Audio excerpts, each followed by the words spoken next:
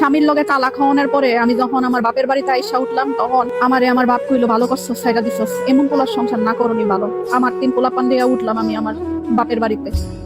প্রথম প্রথম সবাই অনেক আদর যত্ন করতো। আমার ছোট ভাইটা আমার বাচ্চাটারে দেখতো, আদর করতো, বড় ভাই খোঁজ খবর নিত, খাইছিস কিনা জিগাইতো। আস্তে আস্তে ওরা দুপুর বেলার যে খাওয়ান, সবাই সবার পাতে খাওয়ানের লগে তরকারি মাইখা খায়।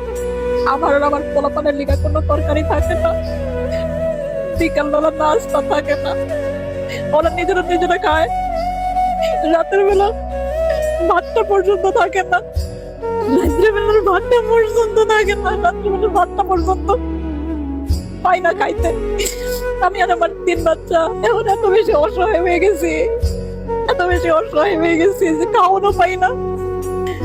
জামাই কাম করতো না, কথা শুনাইতো, এর লিগে আয়া পড়ছিলাম এই বাসায়। জামাইয়ের বাসায় খাওয়ানোর অভাব ছিল না, এই বাসায় খাওয়ানোর কষ্ট করতেছে, পড়ানোর কষ্ট করতেছে।